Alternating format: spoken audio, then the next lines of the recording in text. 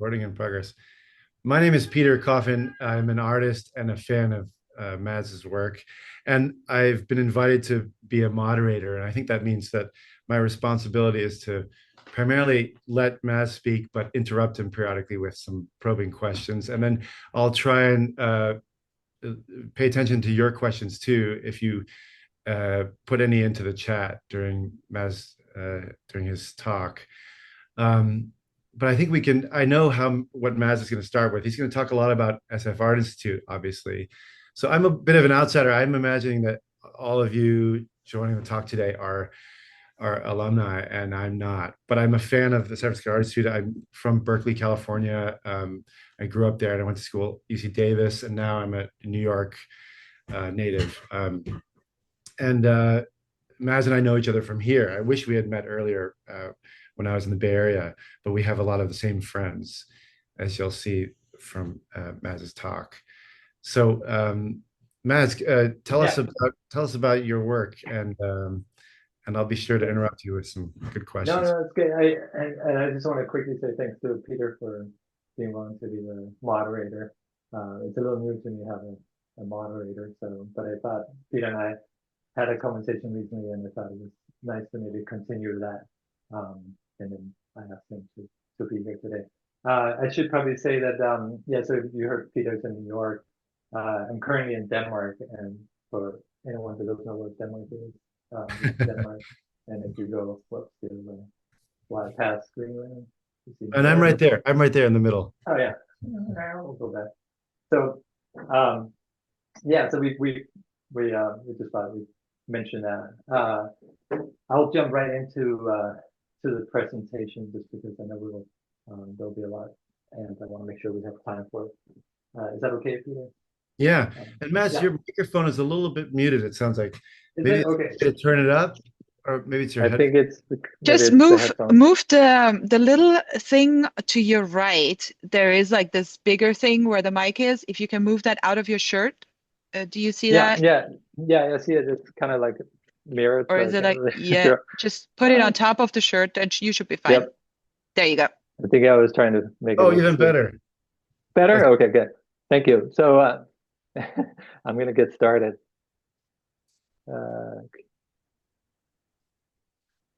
And I thought I'd start, and it's actually really fun to show this piece because I just noticed Doug is in the meeting or the Zoom, and this was a piece that I did.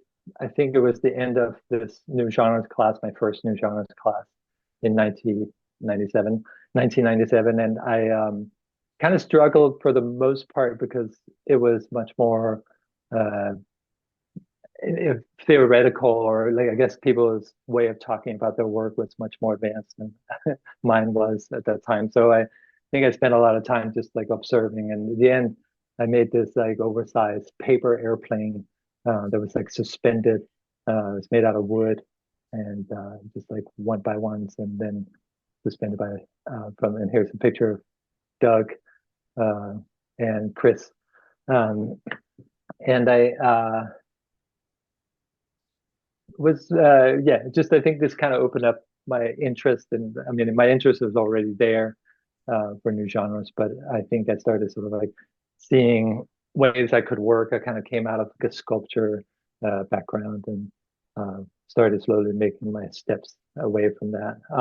This was a piece that I made during, I think, probably a Paul Koss class, an installation class. I rolled down 1,000 feet of aluminum foil down a hill, and then when I reached the end of the roll, I then rolled it back up into a giant ball, and that's what sort of was exhibited for this installation that I did with the photographs, and then sort of new things happened in this work because I realized how important the documentation was. It was actually more important than maybe even the ball, which I had originally thought was the main thing.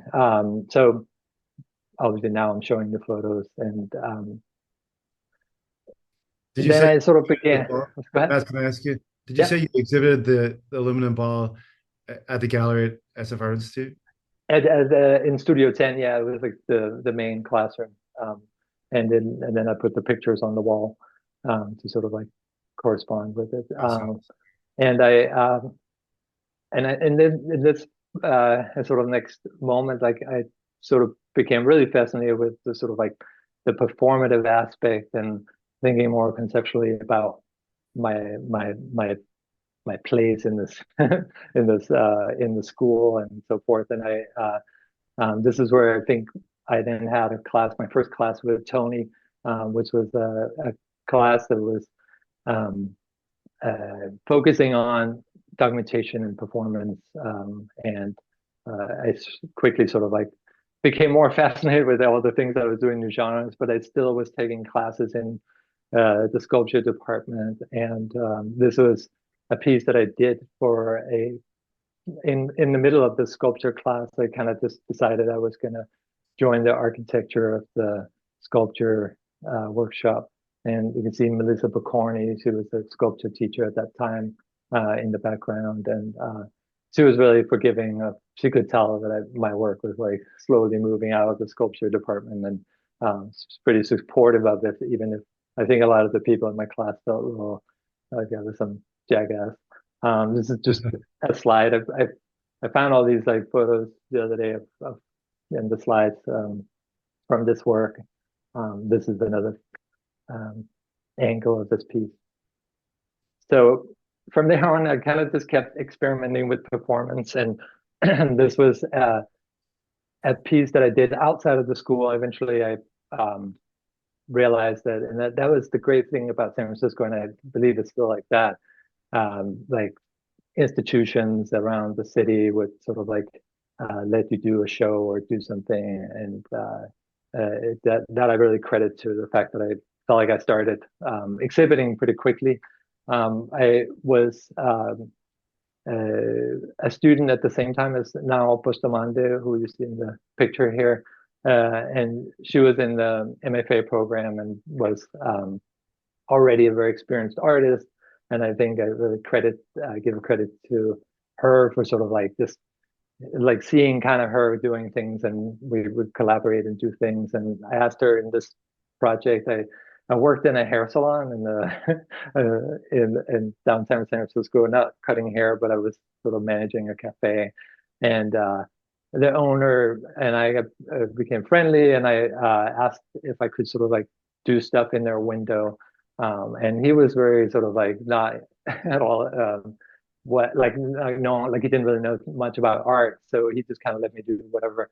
And this piece, I just asked if I could set up a salon chair in the window, and then as people were getting their haircut, now would go back and get the hair, and then start putting it on me. And so she started from my sort of like feet and up, and there's a guy just like wandering past, and it was right out to the to the public. But this is sort of like towards the very end, and it's such a weird piece, but I think it just kind of, I wanted to show it because I think now I look back at it and like, oh my God, it was kind of just, I don't know where that work kind of fits in with the rest that I do, but I think I just felt like it was a way for just experimenting when I was in school. These are also pictures kind of at Aaron Thurlow. He was a student and he lived with now, and he put on a show that I was in. And then I just thought it was a fun picture. These different pictures I thought was interesting, because you could tell how sort of like a lot of these artists who were there at that time have sort of gone on and done their own things. And like the picture on the left is Will Rogan, and the picture below on the bottom left is Gyps Cameron, and also known as Dynasty Handbag. And then there's Bob Linder and Chris Johansson and Donald Mosher and Diane and Eamon. It's sort of like funny to see back in like these pictures, and see kind of the way that we would do a lot of things. And just I could credit again that to kind of getting started on making art more professionally, I guess.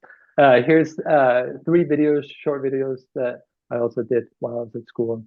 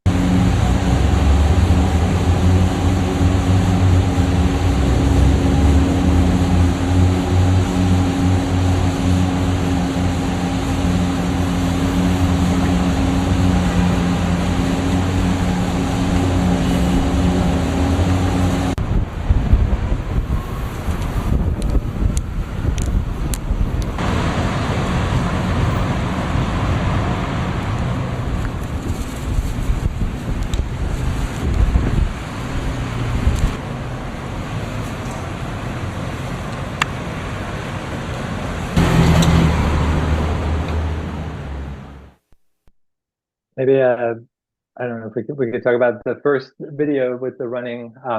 We have a friend in common, me and Peter, Mike Osterhout. And you didn't know that or I don't know if you knew he had a summer camp that actually Tony and organized from the Art Institute. As did you know Mike when he was in Berkeley at that time? Obviously, no, but this was the first time I met Mike, and then when I moved to New York and I would go upstate, all of a sudden, right. It occurred to me that I'd been there before, and then all of a sudden we ran into each other. So, yeah. But I think the way the format that I started working in was like combining either video or performance or photography in some way, and it really wanted to sort of, I think most of my work is inspired in I get an idea, see something in my sort of like day to day, and then I sort of act on it.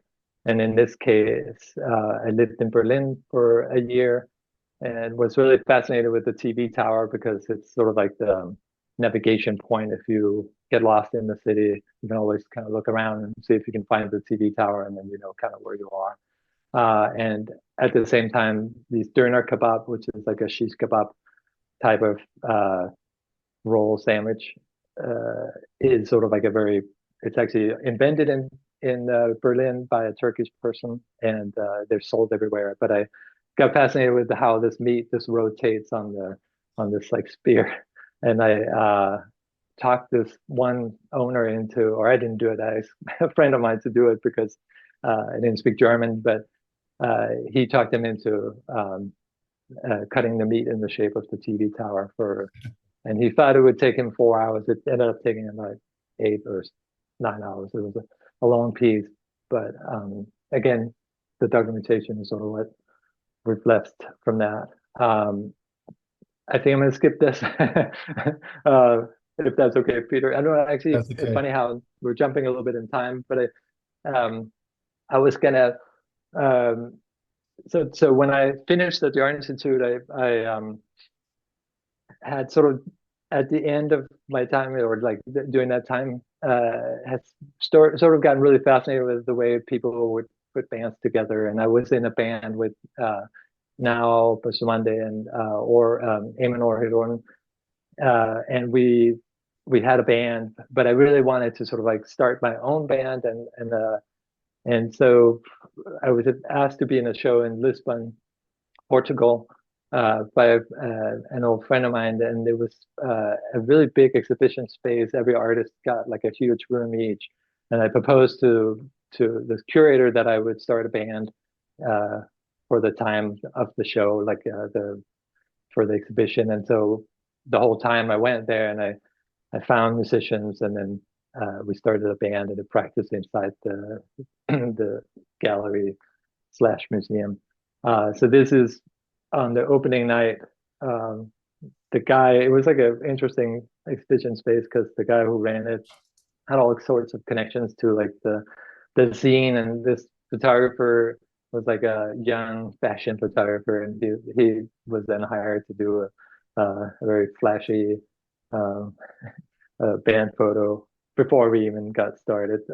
And some of the musicians, actually, the person on the left is like Rico 23's or 23's cousin, the one, and the two guys in the back were famous from some other Portuguese band. So the band was called Come On, Come On, because that's kind of what the fishers would sort of like, or like the sketchy parts of town, they would call foreigners Come On, Come On, because they were always, they heard, like they just heard some British tourists always like, come on, come on. And so they became the Come Ons. I thought that was a funny thing. So I chose that as our name. And this was kind of inside the space. There was just a drum set and a rehearsal. And we got good enough to put a recording a CD, and we're also on the radio. It was kind of a fun journey. Because of this project, another curator saw this, and they were making an exhibition in Estonia, which is in kind of the Balkan on the border of Russia. And I called it Estonia, yeah, the band, and also again got these amazing local musicians together, and we also did a recording and some shows. Finally, I had a studio visit by the curators for the California Biennial in 2004, and they saw that project and were really set on sort of me doing it in Orange County. And that was like a complete different situation because it was inside of a museum, and Orange County was just set up so different, even from San Francisco. Just the way to get in touch with a local music scene was really hard. But I managed to get this band together, and we were called Fashion Island because of the mall that is located right next to the California Biennial. I thought it was the weirdest name for for something, and so I thought it was appropriate. And doing this opening, Roman Coppola and a bunch of different LA creatives wanted to promote an artist, and the curator thought it was a good idea to promote me. And so they showed up with this insane inflatable studio and shot like a video and made t-shirts and all this stuff inside this bubble of inflatable studio. Doing kind of in between those band projects. Can I interrupt here? I'm curious about this last piece that I know it's a performance of experience. Did you also document and exhibit any documentation from it, or was it primarily meant to be a performance? I think I'm asking also because you told me that when it was realized again at Orange County Museum, they weren't sure what to do about it. I mean, they introduced you to these folks who promoted the band in this way, but they weren't sure how else to exhibit it beyond that. Is that right? Oh, well, for the final, I mean, I call it the final because it was the last time I did it. For this at the California Biennial, I exhibited sort of documentation from the previews. So there was a couple, like some other form of like documentation. You could hear the music from the previous if you exhibited, and we weren't there. But for me, it was really about being like having audience being able to just view or kind of experience the band practice, and so experience the process. So yeah, to extend, it wasn't like you would see just the drum set sitting in a room if we weren't around, and then they would have to come back and see us practice. But I was there quite a lot, and I think for the Portuguese exhibition was really interesting because they were only open at night, so it was kind of perfect. It was like really a good time to be in this practice space, and so. But I think yeah, the documentation again is sort of what is at the end, and then also recorded as also this band. So the recordings, and I should have played some music for it, but just experiencing kind of like garage rocky thing. I imagine that.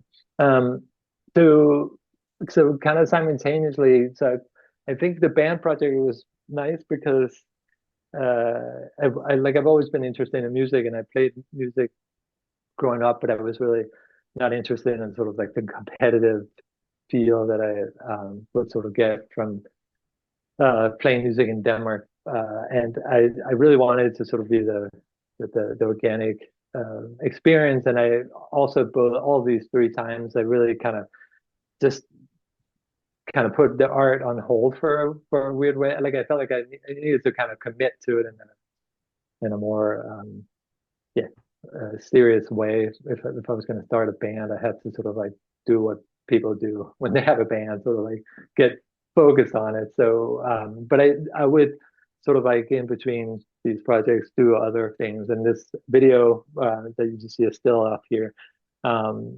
I'm untying a shoe with an erection. That's the title of the piece, and you just see the shoelace getting kind of untied on this foot, and that piece sort of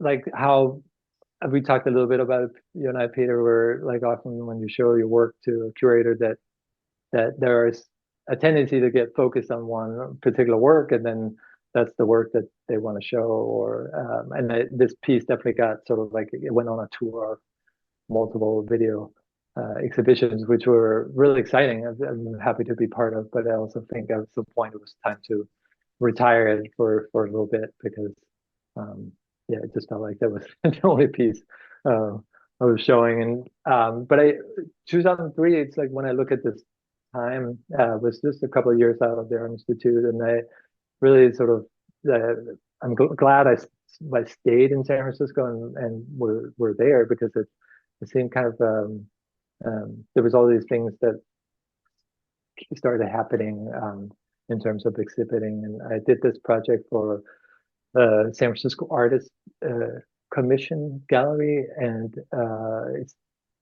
it was in the War Memorial building. I think it's still there, but it was this one space, and every year they had like an installation competition, and I submitted this idea that I would cover the entire floor of the exhibition space and then cut out the different sizes of flip-flops and install these nylon straps in the cardboard flip-flops. And then as you came into the show, you were invited to put on a pair of flip-flops and go outside the gallery.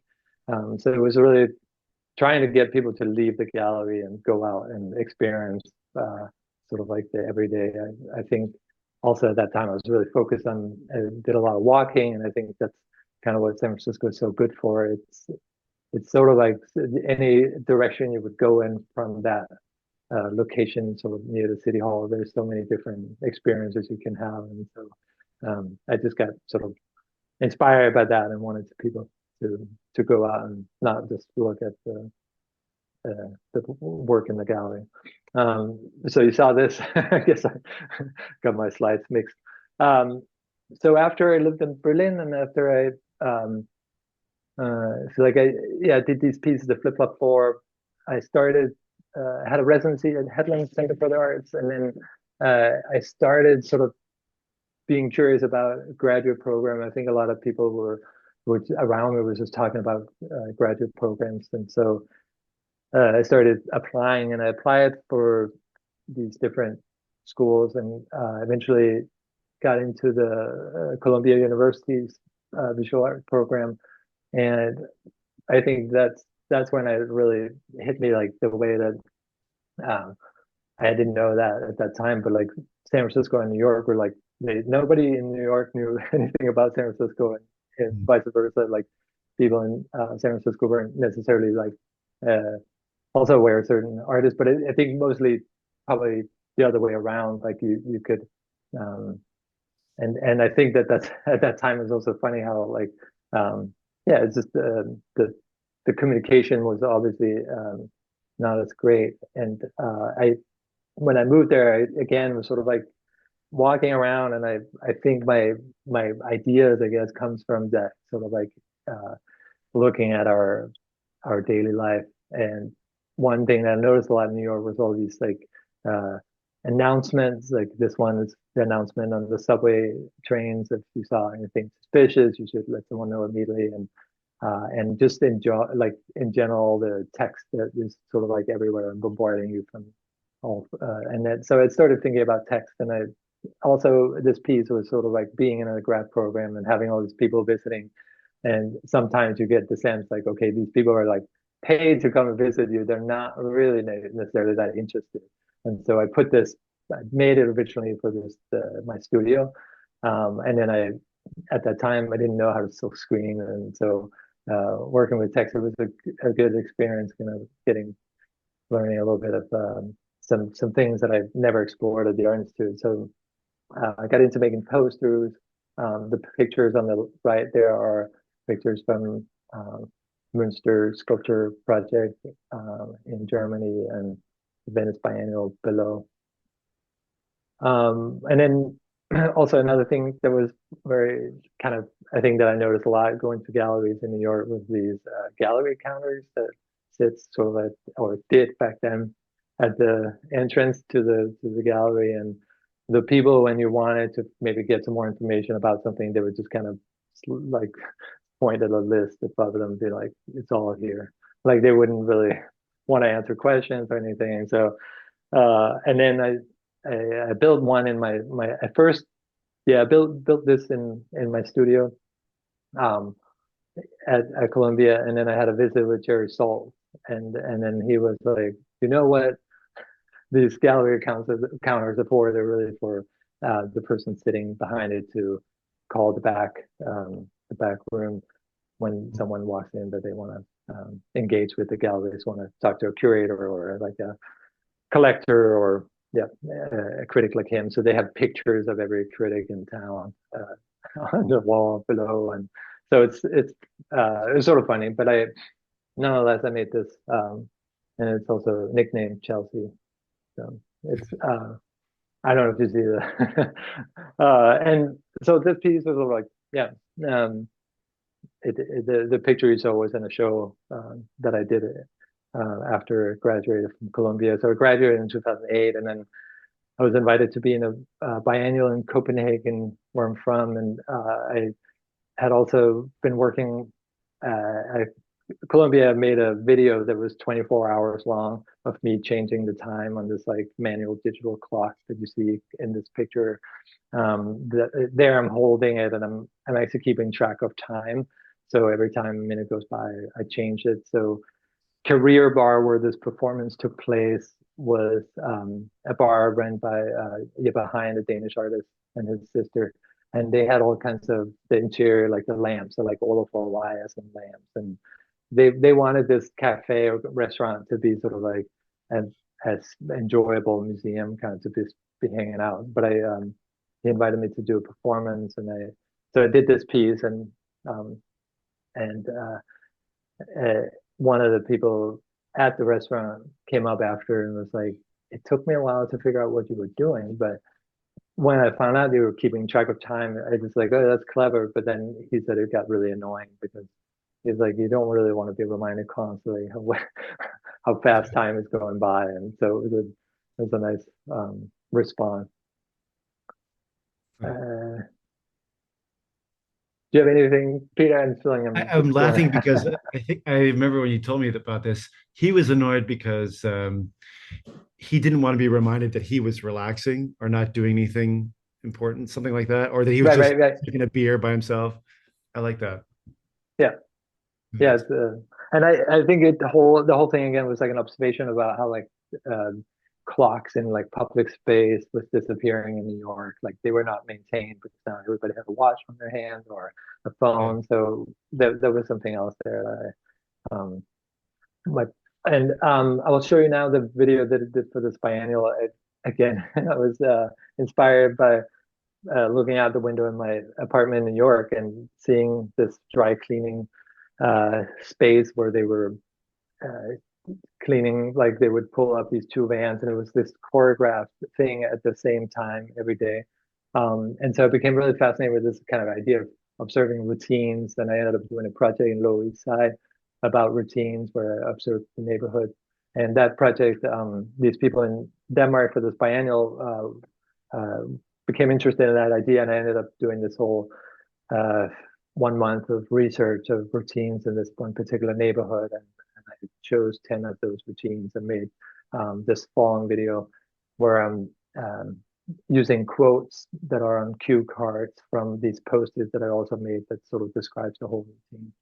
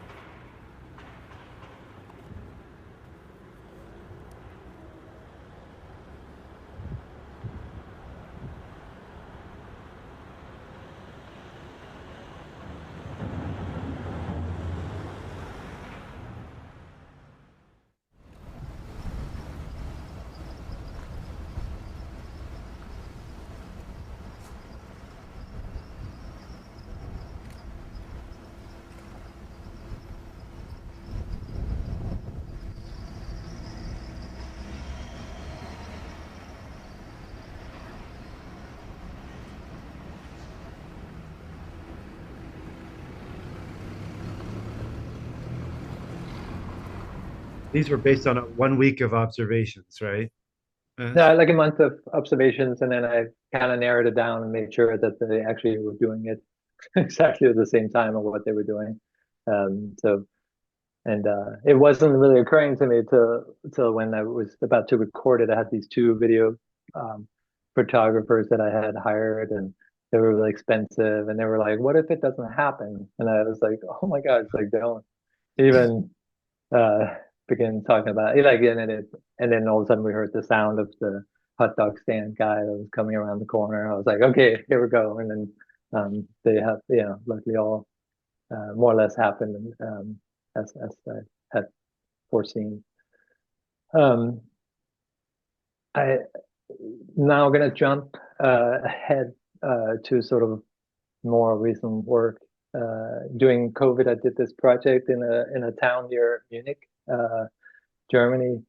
An old teacher actually from SFAA, Hans Winkler, was curating a show in this town and asked me if I wanted to go down and do like some interventions. And at that time I was really thinking about these texts that sort of looped in some weird way, and I just wanted to go to this town that I didn't really know much about and just perform these things without announcing that it was a performance, and just kind of see what the reactions were. So I made these signs, or sorry, flag, and there was 4 flagpoles at this like city hall. That I made one so that it fit all the flagpoles, and I would put them up, and then as soon as I had put them all up, then I started taking them down again, and then I started over, and so it was this constant putting up and down flags for about an hour. The same with this piece. It's an oversized newspaper, and I had these different statements on printed on front of on the front cover. And then out of this work, I did a solo show at Bika in Buffalo, New York. And this is a video that documents sort of like me, again, putting out these statements in public spaces. There's more to the show, but I'll just show this video.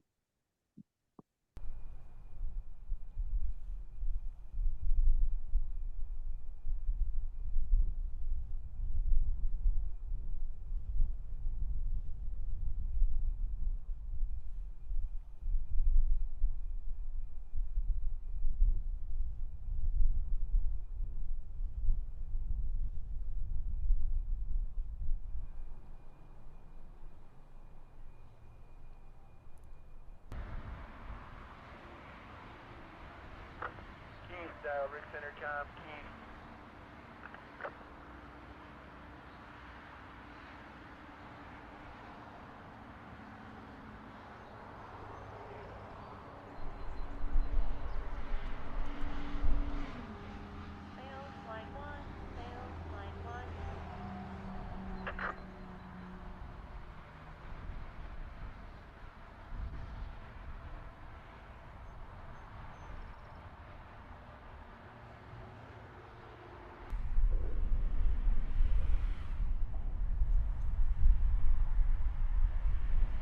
I think this is the whole video. I think maybe for the sake of time, I'll go forward because it's about a 7 minute long video and it shows just the different statements being put up in the public space. Here's another example of text in sort of motion and as a performance, and that's kind of the direction I've been taking this last few years.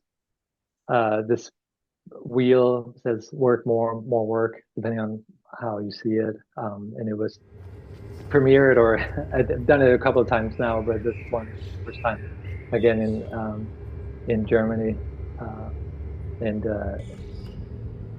it was done on a Sunday, which was a funny time to do a performance, I realized. You shouldn't be working. Yeah, exactly.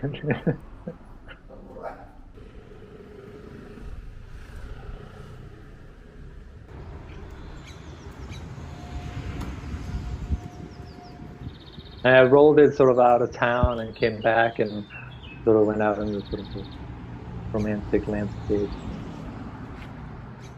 And would people approach you and ask questions about it?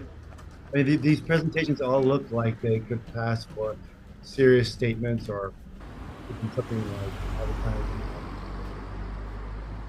Yeah, this one.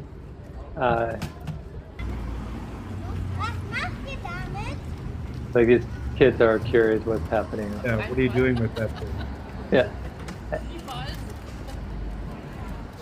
And when did you get some feedback from people?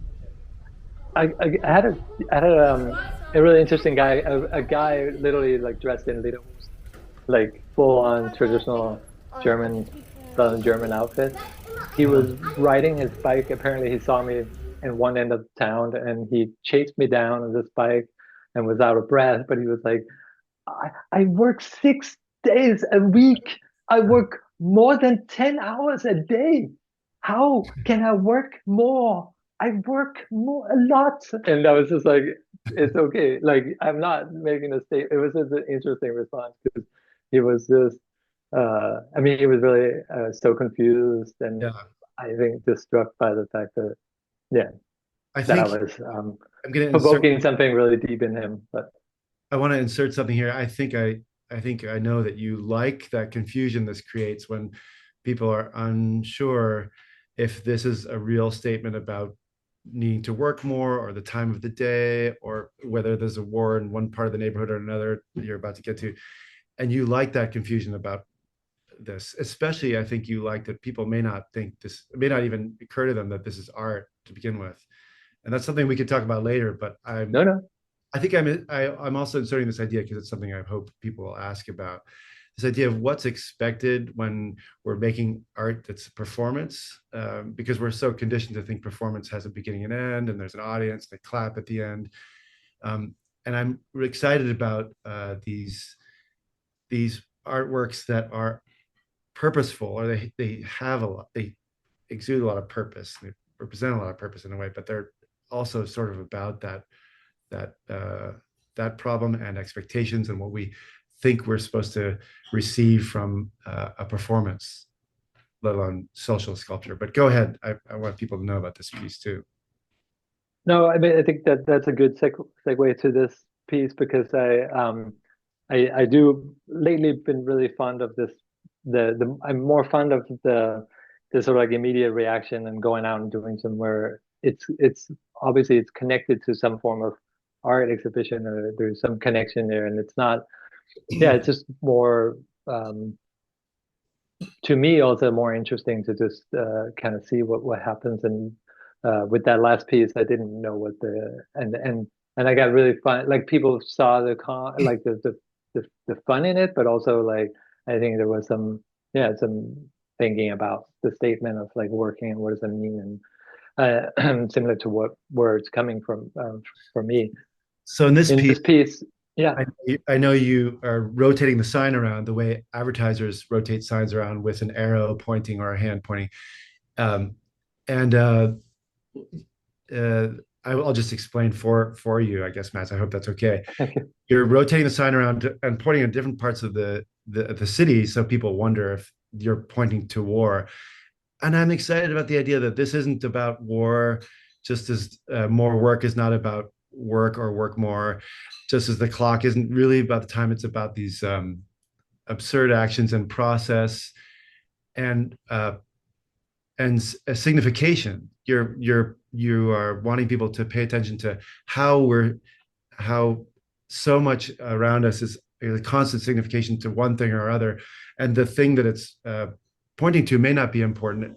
We should be paying attention to how we're being pointed towards something or directed towards something. That's just a thought I'm throwing out there. Totally. I think that's really true. I think that for me also, I think I was asked the other day why everything is in English, why not in Danish, and even if I'm doing something in Germany, why is it not in German? I think it's not so much.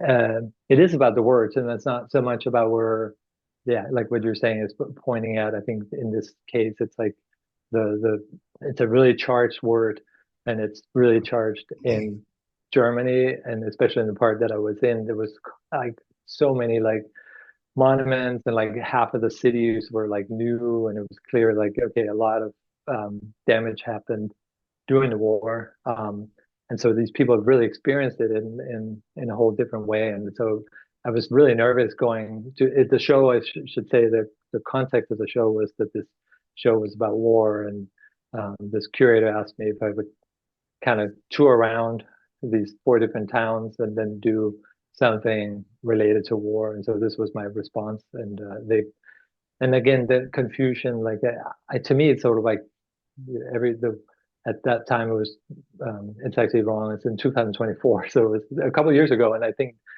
back then it was the war in Ukraine. And to me, it's sort of like going south of Germany. It's really close to all these different borders. Like for me, it just sort of occurred that like there is a lot of wars kind of happening around, and the police didn't like it because they were, you know, in a couple of incidents they asked me not to be in the particular spots because they were worried that people would get confused, and like, and some people would actually be like, what do you mean by there's a war? Like, what are you doing with the sign? Are you actually pointing towards something we should be aware of? Or so anyways, the confusion I think generally is good. I want to insert something really quickly about Yeah. somebody's comments to you asking why you're using English language and not why not German or the native language. But people in Europe in particular who have a memory, older generations have a memory of the war, understand very well that the post-war period was one dominated by English, American and British English, because those were the Allied countries that occupied after. And so I hope that some of those same people who are asking you why not German were also aware of the fact that your work is about the delivery of a message, not just, and I mean the language as a part of the delivery. In addition to all the other qualities, you're using some of these statements, whether they're text or statements that are images, that it's about the delivery it's about the delivery of the idea, not necessarily the idea itself, not necessarily war or time or work, or the Alexanderplatz radio tower, or just a comment I thought I'd insert there. Yeah, no, I think I would say so. And I also felt weird about using the German word Krieg, because it's like, yeah, I'm not German. I know it's sort of close to the Danish word, but it's still not my language. It just still felt not right to yeah, to use it. And I think like now that I'm thinking back, I think one of my first pieces in new genres in Doug Hall's class, Interesting Love, was this piece. I think it was like make a self-portrait, and I hung like a shirt, like a dress shirt with like all these words that I knew in English on the shirt. And I think for me, like it's been such a focus to learn the English language and feel like I could assimilate Yeah. for in some ways. And so it's sort of been a language that I've just been so occupied with for a long time that I think it's become my art language, the language that I've used for making art or something. So Yeah. yeah. I have one last piece, and then we can just. This is a piece that I have just installed in Berlin, and it says, if you can't see it, it says at some point during the exhibition, the curtain will open and a performance will take place. And it's basically, yeah, an installation that is activated by this text. And then the title is You Missed It. And for me, it's goes about sort of thinking a little bit about performance as the original form of performance where it was sort of something you heard about. Someone would tell you. It was like a word of mouth type of experience. And a lot of the performance that I really enjoy, I've never actually seen myself. I've heard about it, and then sometimes when I saw documentation of it, I would be a little disappointed because it wasn't how I imagined it, or it was different. And so and then obviously, yeah. So sort of like this idea of missing something. Now we miss everything. It's sort of like Instagram is like you, you missed it. Like if you see it on Instagram, it's like, okay, it already happened. And all these art exhibitions, all this like sort of pressure sometimes to be able to see everything and be aware of everything, in particular in big cities, sort of like Berlin or New York. There's way too much already that is going on that you can't possibly see it all. So anyways, there's sort of all these things built into this, and then with the expectation of, and this, will this curtain open up at some point, and what will happen, and so forth. Right. So it's not just about missing it, but what people might expect to see or imagine or hoping to see. Yeah. Yeah. Mads, I wanted to talk to you a little bit about your experience of moving from California, or even from Copenhagen to California, and then from California to New York. And one thing that I'm excited about is sort of in line with some of these messages that you're generating with your work that aren't really about what the message says particularly. I want to share this piece that I love that's in the collection of the MoMA, SFMOMA, excuse me.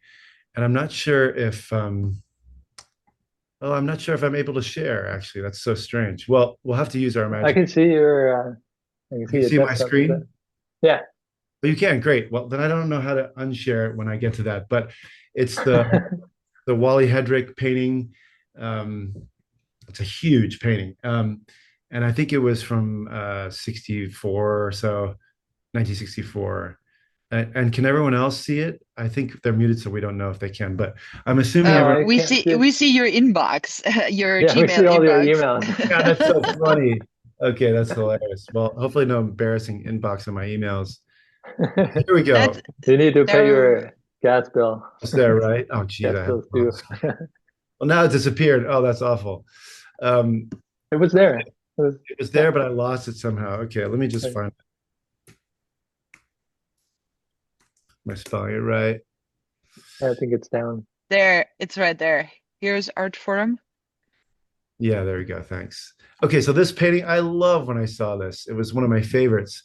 And the history of this is really exciting too. And some of you probably already know this, but it's supposed to look like Art Forum magazine's cover stretched out. You recognize the typeface at the bottom. And this is at a time when I'll tell a little bit of my point first is that here's Art Forum is a frustration with art magazines codifying art for everyone and telling us what what art is. And Wally Hendrick's response was, "Here's art form. You can interpret the image how you will.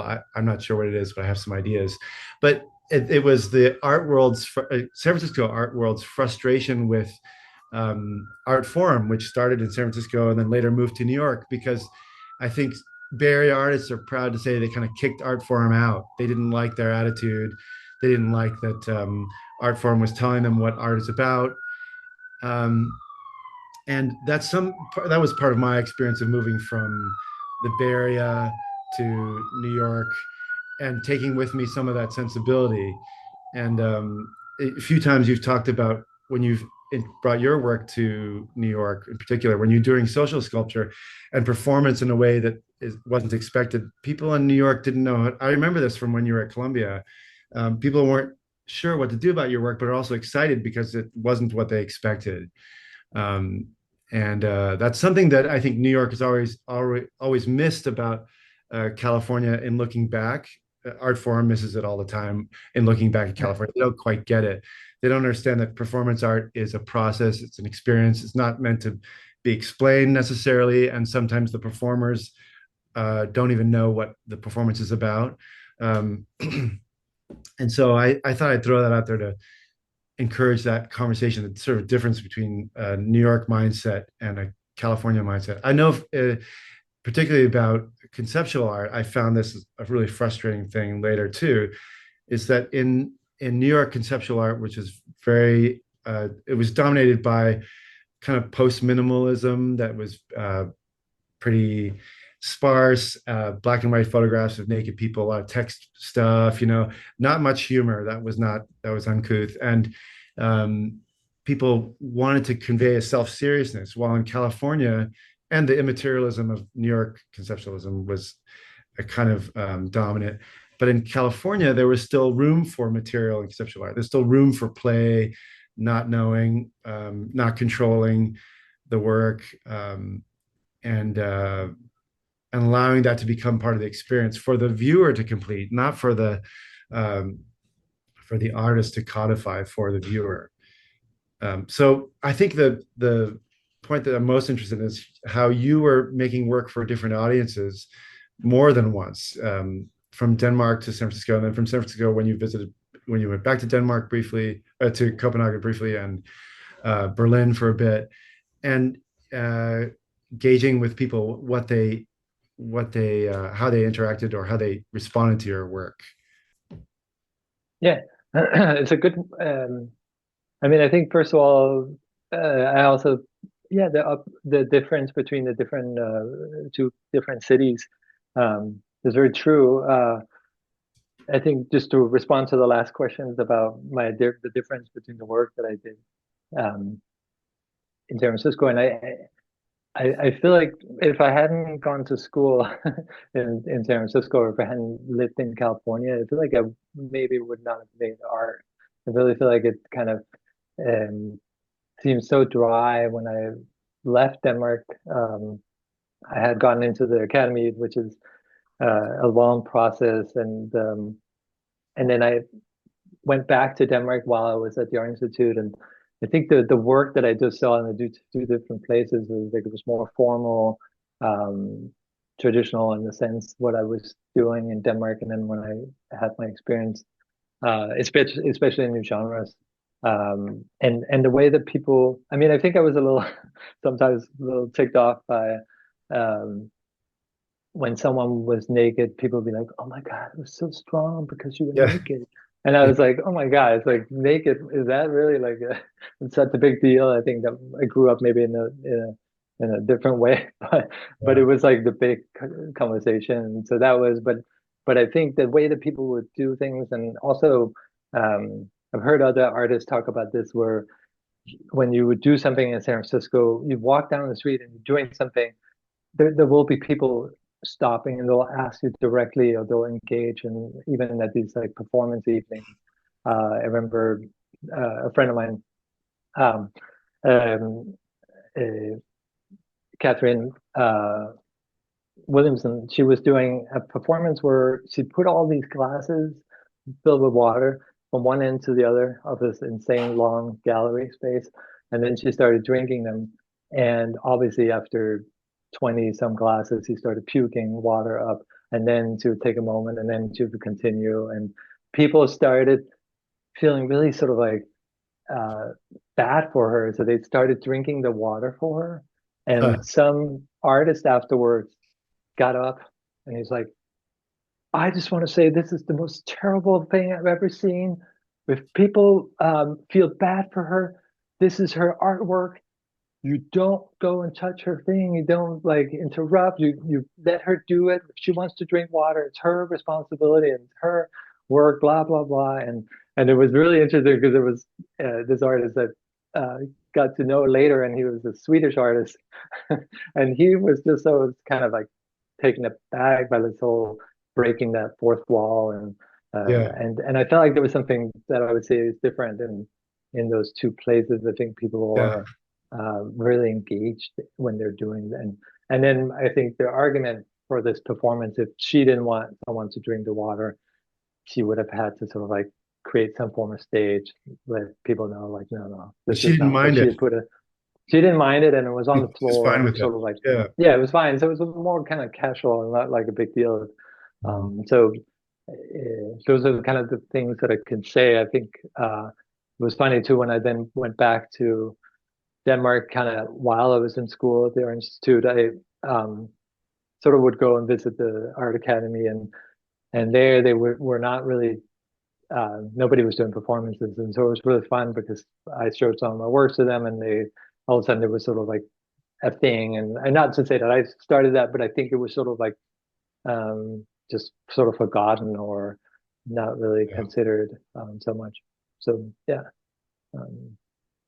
And your Chelsea piece is especially like resonates with me as my experience from coming from California to New York and visiting galleries where you weren't allowed to ask questions or even smile, kind of thing. I'm exaggerating a little bit, but that difference is interesting too. And I even noticed in the work you were making here, it reminded me of my experience coming to New York from California. You've also, it's interesting because your piece where you incorporated the person behind the counter. Didn't you do a piece where the typing was like amplified or? Yeah, it was for the Swiss Institute. Yeah, that was just that he had a different note, and it was incidentally making music because in New York City, you as an artist, you probably start off working at a gallery as an art handler like I did, and many gallerists who I like were once art handlers. But many more artists were art handlers. So working behind the scenes at a museum or gallery is often artist's first job in any city, especially New York. You kind of get a feel for the difference in the world in front of the gallery and behind the gallery, behind the scenes and in the gallery as a patron or ordinary visitor. So the Chelsea thing definitely feels, we all know what it's like to be on that side. Many of us know what it's like to be on that desk, and many of us know what it's like to be on the side where you're intimidated and no one's smiling or welcoming you in. I wanted to ask you about the performance art that I love from the Bay Area that informed my interest in art, not just performance art, was something that I still think that New York doesn't quite understand or doesn't know enough about, like Mike Osterhout's work to encourage alternative kinds of performance in the Bay Area and in New York. But people like Lynn Hirschman, who was a professor of mine at UC Davis, and she did this 9-year performance that we talked about, where she assumed the name Roberta Brittmore. And there were plenty of other artists who we've talked about that we both share an interest in, like Tom Marioni and his pseudonym Alan Fish, and other artists. Were some of those artists an inspiration at the time you were at San Francisco Art Institute? Barbara Smith? Yeah, for sure. I mean, I think their presence, and I think that was something I like all these different artists you're mentioning. They definitely.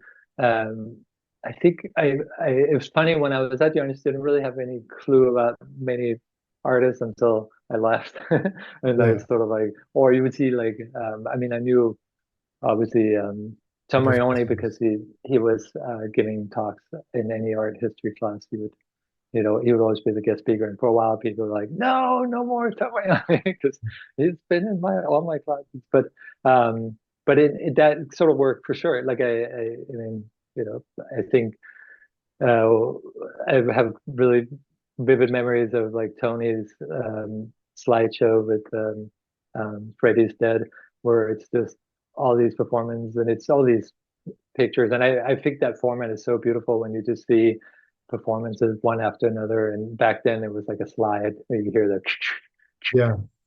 slide machine in the background with the song. Freddy's Dead is the Curtis Mayfield song, and it's playing. And I think the piece was originally about the painting Freddy being the painting instead, and artists who were working with kind of like a painterly performance. But it's sort of about sometimes these sitting in a classroom just watching the different artists come up and then be like, hey, well, who was that was like after the piece with the person peeing on the ladder, who was that? Or that kind of to me is sort of the things that obviously make an impression. And you said you kind of didn't realize it until you left, which is similar to my experience. And when you're in New York, you definitely realize the difference, right? You notice that social sculpture, performance, and even the nature of your work that is neither of those, although I think all of it is, they are very different from what people are doing in a similar vein here, or were doing in a similar vein here in New York when you were here, right? And then you have these times when you have works like Dilettante's, their art. Like I remember a lot of the pieces they did in New York, and like you have people who are like able to intersperse, or I think like Rickrit was clearly I think one of the most amazing experience was going to Gavin Brown when he took all the windows out of the gallery, and so you could walk in 24/7. These type of pieces, but they were always there was a different thing, and I got really inspired by it. What's that? It was always an anomaly in New York. That kind of work. And Rickert was I think Rickert was your professor at Columbia, and he knew of your work and understood what you were doing. Right? Yeah, and I think it didn't occur to me because his classes were kind of strange. He would just be there, and then you were supposed to kind of do something, but nobody knew what to do, and so it was like just sort of sitting around for a whole afternoon, and then okay, see you next week. And he would present like, let's do this, and then people would be like, I don't know if we should do that. Like it was just a lot of. But I think my experience kind of being like just going and he's very approachable, so I feel like a lot of the conversations that were happening and him showing some of the things that sort of like what was what. But I think just having some other people who also are interested in was nice, and I think we both did a residency at Socrates Sculpture Park. And that space always seemed like they were also interested in that kind of like somebody experimental. Somebody from the audience is Peter Max Lawrence is asking if Howard Fried had an impact on your work. Of course. And in a way that it took me a long time to really understand. It would be work that I saw, but I was not quite. And I think probably a lot of people don't necessarily always understand what it's about. But I think his video work and like the I mean, even the more current stuff that he has done at Box Gallery in LA, and sort of I think that for sure, like it wasn't like directly inspiring me, but I think again, sort of like seeing someone who is so committed to what they're doing and really pushing sort of the limits of things. I mean, or like the walking piece, I think that's probably the one where he told the audience to follow him to see the end of the piece, and then a lot of people follow, and then eventually, and I think it was blanking his name, a New York artist, Tony would know, Performance he artist? he yeah, well, yeah, he's a performance artist. He lives no, he like this glass blowing. He lives in upstate New York. Um, I'm not. Robin, Robin. It'll come to us. Maybe Tony can add it to the Yeah, chat. yeah. There's a question from Bridget asking, wasn't the show with Catherine's drinking piece the same? You used a cord and rope to wrangle the audience. I guess she's asking if it's the same kind of same approach. Yeah, yeah, yeah.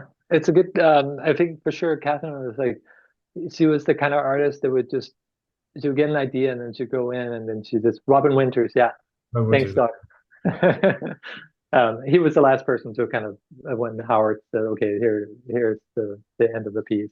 But I think with Catherine's work, it was inspiring because she was also like just pushing, kind of, she'd just be like, "Yeah, I'm gonna bang my head against the wall, and do that over and over and over," and then the piece was sort of over when she had like a headache and couldn't, and there was blood on the wall, and these type of things. I think were I don't know if my rope tying thing was probably came out a similar some way, but I think Catherine's work was like she was like the master of doing Yeah. really challenging pieces. But I'm really excited that in the broader context of the way I've been feeling about your work ever since I got to know you and got to know your work is that your work is about opening things up to not what we expect, and that your work isn't always what it appears to be about. And I mean that in the nicest. I mean that in the best way. That's something I'm always excited about with art in general. If it's not what you expect, it's not what you think it's about, and it makes you feel like you're a part of the work because your mind goes off. I'm really excited about that. I hope you'll bring your work back to New York some more soon too. And I think Maria is encouraging us to tie things up. And is there room for another question, Maria? You think? I think everyone is really eager to say hi to Mads now, Good. Peter. Good. If you're okay with that, I thank you Yeah. so much, Peter. This was really Thank wonderful. you. And thank you so much, Mads. I'm gonna yeah. stop the recording now.